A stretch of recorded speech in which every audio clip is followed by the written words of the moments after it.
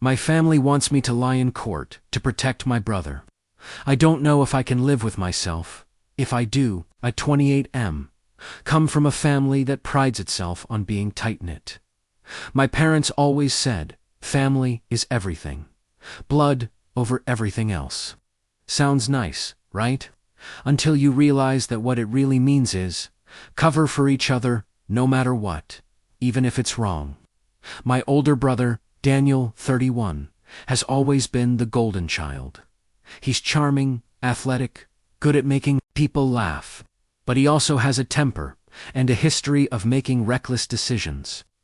Growing up, whenever he screwed up cheating in school, getting into fights, drunk driving yet was always swept under the rug by my parents. Boys will be boys. I, on the other hand, was the quiet one. I kept my head down, worked hard, got a scholarship, built a career. My parents were proud of me in that passive way, like, oh, he's the responsible one. We don't have to worry about him.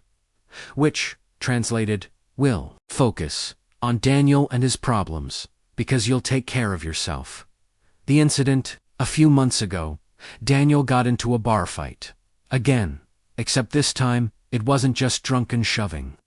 He seriously injured. A guy fractured his jaw, gave him a concussion. The man ended up in the hospital for weeks. Police got involved. Daniel was arrested. Suddenly, my family's tight-knit loyalty philosophy went into overdrive. Here's where I come in. The prosecution's case hinges on whether Daniel threw the first punch. And guess who happened to be at the bar that night? Me. I saw the whole thing, and here's the truth. Daniel absolutely started it. He was drunk, insulted the guy's girlfriend, shoved him, and when the guy pushed back, Daniel went ballistic. But my parents, they want me to testify in court that Daniel acted in self-defense, that the other guy attacked him first, that Daniel was just protecting himself. The pressure, the conversations at home are brutal. Mom, you have to protect your brother. He's facing years in prison. Dad, we don't air dirty laundry outside the family. We stick together. Daniel, come on, man. It was just a fight. You'd ruin my life over one mistake. I told them I don't want to lie under oath. That's perjury. That's a crime. But they look at me like I'm betraying them. Mom cried. Dad yelled. Daniel swore he'd never forgive me if I told the truth. And here's the kicker. They keep reminding me of everything Daniel did for me, like letting me borrow his car once, or helping me move apartments. As if those casual sibling favors equal a lifelong debt. The dilemma. I can't sleep. I can't focus at work. Every time I imagine the courtroom, my stomach churns. Option A, I lie. Daniel walks free. My parents are happy, but I'll carry that guilt forever.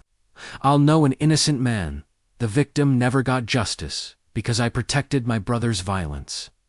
Option B, I tell the truth. Daniel likely goes to prison. My parents disown me.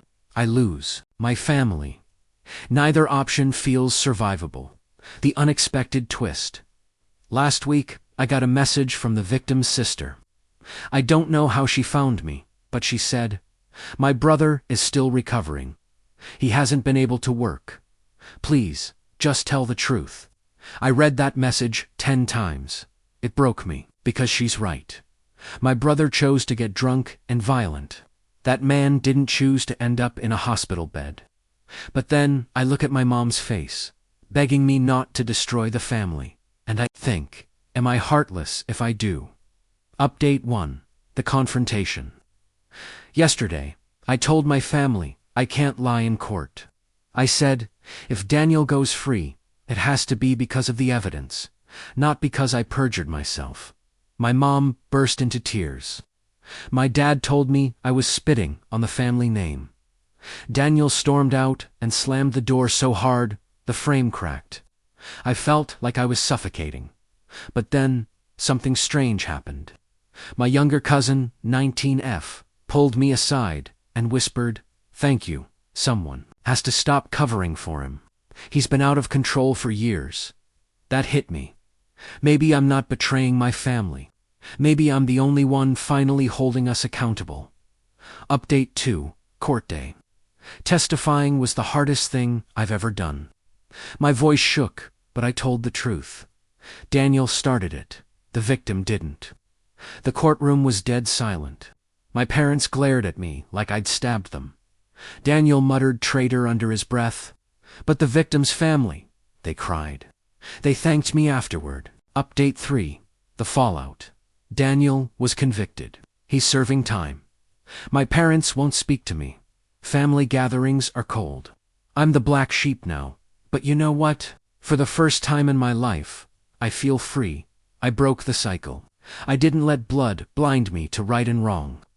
And maybe, just maybe, someday they'll understand that loving someone doesn't mean protecting them from consequences. Final reflection. Do I regret it? Sometimes, the silence from my family hurts. The loneliness creeps in at night. But then I remember that man in the hospital bed. I remember his sister's message. I remember my cousin's whispered, "Thank you," and I know I made the right choice. TL, doctor. My family wanted me to lie in court to protect my violent brother. I told the truth instead. He went to prison. My family disowned me, but I can finally look in the mirror without hating myself. Thanks for watching. Please like, share, and subscribe to the channel.